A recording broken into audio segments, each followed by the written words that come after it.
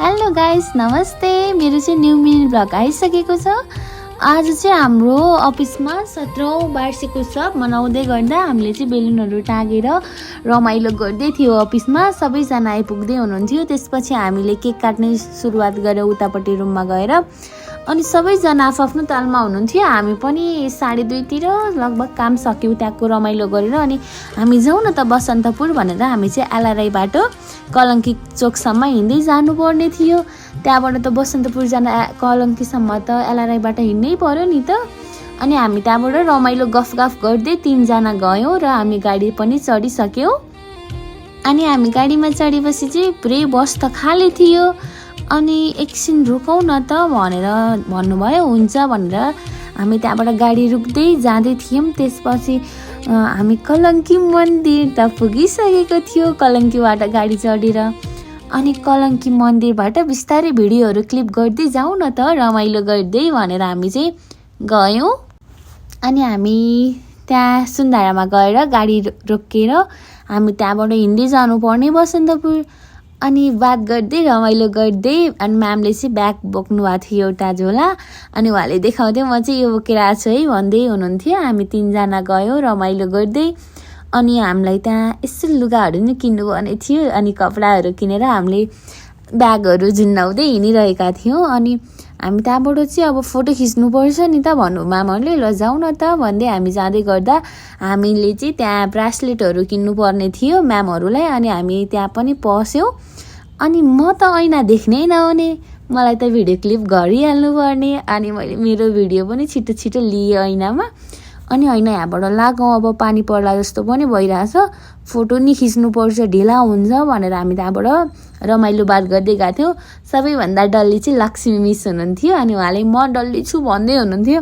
सबैभन्दा अल्को चाहिँ मै थिएँ। अनि हामी त्यहाँबाट जाँदै गर्दा धेरै रमाइलो हुँदै गइरहेको थियो। अनि हामीलाई त अब त्यहाँ परेवा देख्नै नहुने राम्रो लाग्ने नि त। म भिडियो लिक्छु ल भनेर मैले परेवाको पनि भिडियो लिएँ। त्यहाँ चाहिँ एउटा आन्टीले परेवालाई मकै छर्किँदै हुनुहुन्थ्यो। अनि आन्टी पनि खुसी हुनुहुन्थ्यो मकै दिन पाएर। मैले पनि भिडियो लिक्न पाएर म पनि एकदमै खुसी थिएँ नि त। अनि म त्यो भिडियो लिक्छु भनेर मैले परेवालाई मकै दिनुभएको थियो। मैले त्यो भिडियो पनि लिएँ।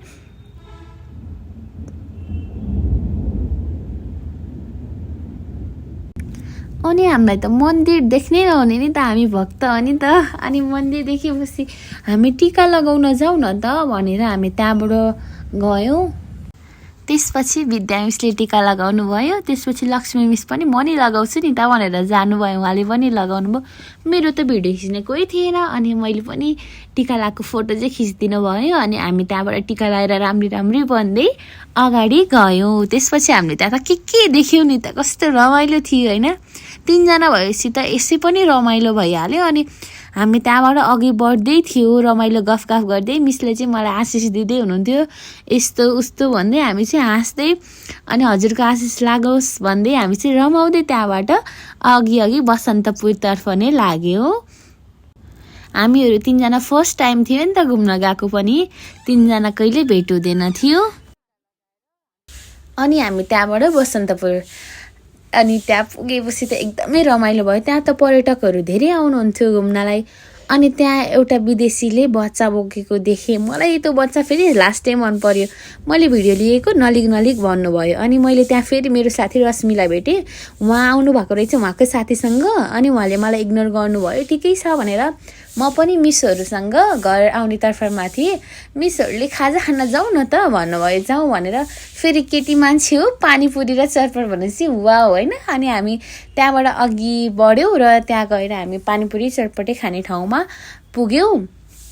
अनि त्यहाँ पुगेपछि भिडियो त लिक्नै पर्यो।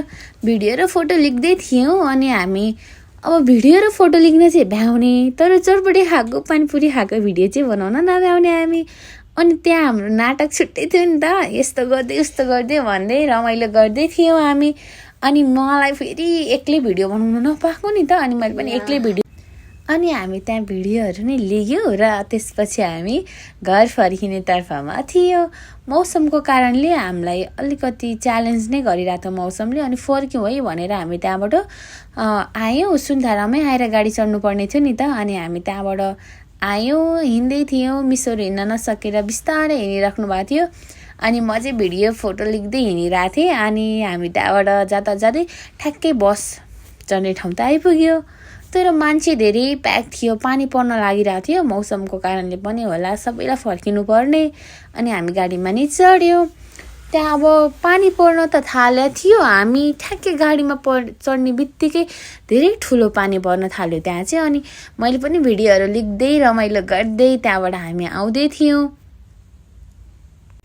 अनि फेरि हामी 3 जनालाई पुग्नुपर्ने ठाउँ फरक फरक थियो। विद्या मिस हुनुहुन्थ्यो सीता पाइला जाने, म थिएँ ग्यालाराई आउनुपर्ने, लक्ष्मी मिस हुनुहुन्थ्यो ढुङ्गे अड्डा जानुपर्ने। अनि हामी 3 जना त छुट्टिनु पर्थ्यो कलङ्कीबाट। ल ठिकै छ नि त भनेर कलङ्कीसम्म त सँगै होइन्छ भनेर हामी त्यहाँसम्म आयौँ।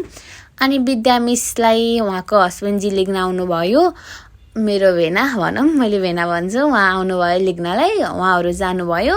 अनि म नि कलङ्की झरेर म नि एलआरआई आएँ। अनि लक्ष्मी मिस पनि जानुभयो। थ्याङ्क यू लास्टसम्म हेर्नुभएकोमा।